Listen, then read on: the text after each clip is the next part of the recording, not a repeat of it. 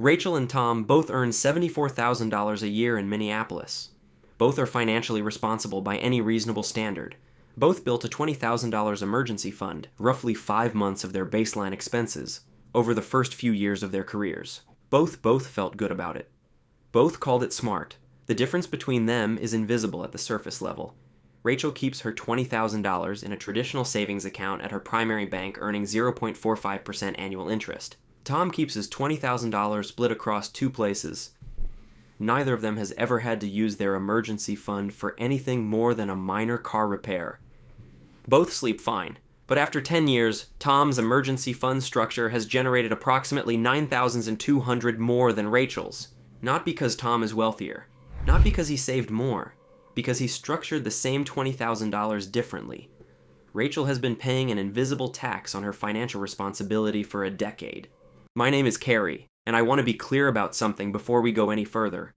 An emergency fund is not optional. The people who say you do not need one are wrong. What I am going to show you today are the 4 specific ways that the wrong emergency fund structure costs you money.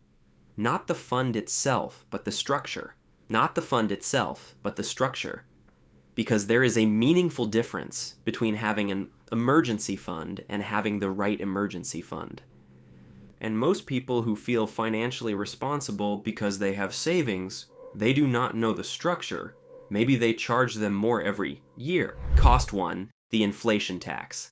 Every dollar sitting in a traditional savings account earning less than the inflation rate is losing purchasing power in real terms. The national average interest rate on traditional savings accounts has hovered between 0.3 and 0.6% for most of the past decade. Inflation, as measured by, still only 0.45%. The Consumer Price Index has averaged between 2.5 and 4% annually over the same period. That means a $20,000 emergency fund earning 0.45%, while inflation runs at 3% is losing approximately 2.55% in real purchasing power every year. On $20,000, that is approximately $510 per year, not as a visible loss on any statement, but as the gradual erosion of what $20,000 can actually buy. Over 10 years, that erosion compounds to approximately $5,400 in lost real value. Rachel's $20,000 emergency fund at year 10 can buy meaningfully less than it could at year 1. Not because she spent it, but because inflation consumed it silently while it sat in the wrong account, earning almost nothing.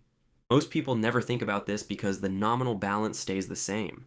$20,000 is still $20,000 on the statement, but $20,000 in 2014 purchasing power and $20,000 in 2024 purchasing power are not the same thing. The traditional savings account creates the illusion of stability while quietly delivering a loss. Cost 2, the opportunity cost of the wrong account.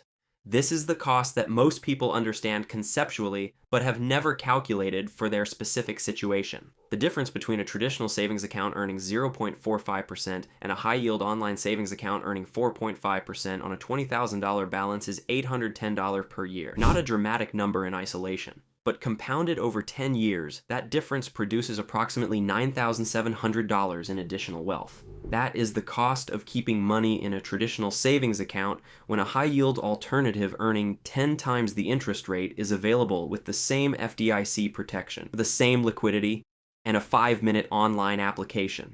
Rachel never switched accounts, not because she decided against it, because she never thought about it. The money was in the account. The account felt safe. The balance never dropped. There was no visible cost. There was only the invisible opportunity. The $9,700 that quietly accumulated in Tom's account over the same period because he moved his money to where it was actually compensated. If this is landing for you so far, the high-yield savings account is not a risky investment. It is a federally insured savings account that pays a dramatically higher rate than a traditional bank because the advantage does not placing the same money risk. It operates online with lower overhead. The money is just as accessible, just as protected. The only difference is the return. And that difference, compounded across the years most people hold an emergency fund. Cost 3, the overfunded trap. Most financial advice on emergency funds gives a range, 3 to 6 months of expenses, without helping people understand how to calculate their risk profile. And the result, responsible savers hold significantly more in their emergency fund than their actual risk warrants. Your optimal emergency fund size depends on 3 variables: the stability of your income, the number of income earners in your household, and the portability of your skills in market. A single income household, where one person works a specialized role in a volatile industry, genuinely needs 6 months of expenses liquid at all times.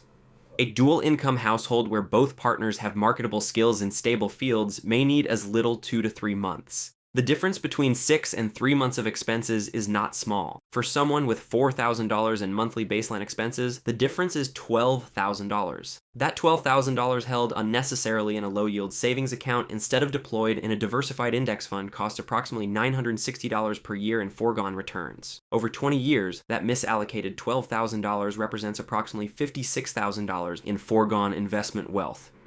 Not from spending it. From holding it in the wrong place because nobody helped them calculate whether they actually needed that much. Rachel's household is a dual income situation. Her partner has a stable government job with high job security. Her industry is in demand. Her genuine risk-adjusted emergency fund need is probably closer to 3 months than 5. She is holding 2 months of excess emergency fund, approximately $8,000. In a low-yield account that is generating opportunity cost. Cost 4, the psychological anchoring cost. This is the most subtle of the 4 costs and the one with the longest tail. Money labeled emergency fund in a person's mental accounting system becomes untouchable in both directions. It cannot be spent, that is the good part. But it also cannot be invested, that is the costly part. People who have accumulated more than their optimal emergency fund amount almost never transfer the excess to an investment account. Because the label creates a psychological barrier. The money feels like it is doing something. It feels responsible. And the feeling of financial responsibility that comes from seeing a large cash balance is real. Even the return it is generating is negative in real terms. Tom solved this problem by giving his emergency fund a more precise label. The $12,000 in his high-yield account is labeled Operational Liquidity Reserve. The $8,000 in the bond fund is labeled Tier 2 Reserve, accessible within a week, earns more than cash, available for genuine emergencies that exceed the immediate liquidity layer. The precision of the labels changed his relation with the money. It was no longer an undifferentiated pile called savings. It was a structured system with a clear purpose. You're so feeling as in where y'all are. And because it had a ceiling, he knew when he had enough, and everything above that ceiling went into his investment account. Here is what I want you to do this week. First, find out what your emergency fund is actually earning. Log into your savings account and find the current APY. If the answer is below 3%, you are paying the opportunity cost described above and you can eliminate it this week. Second, open a high-yield savings account in an Allied institution today. Zation and optimization is about making smarter use of money that already exists. Most major online banks offer FDIC-insured accounts with APYs between 4 and 5%. The application takes under 10 minutes. Move your emergency fund there. You will earn more tomorrow than you did yesterday with 0 additional risk.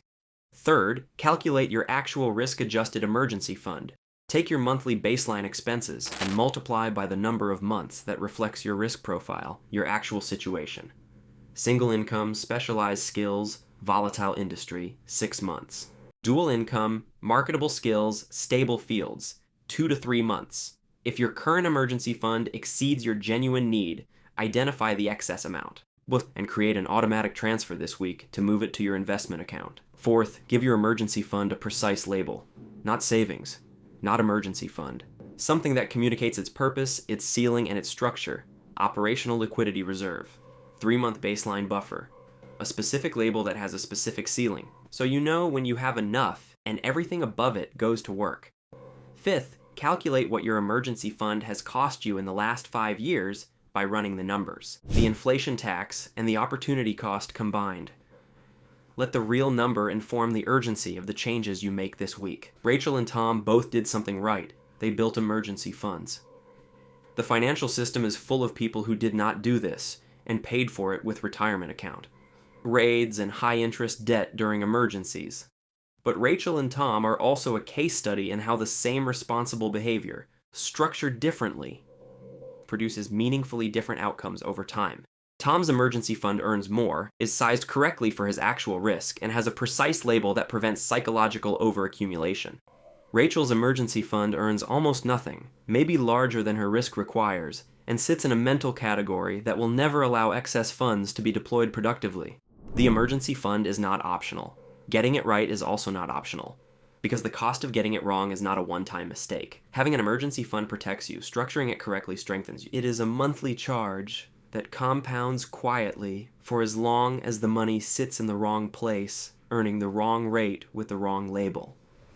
You were right to build one. Now build it correctly. I'm Carey. Thanks for listening. I'll see you in the next.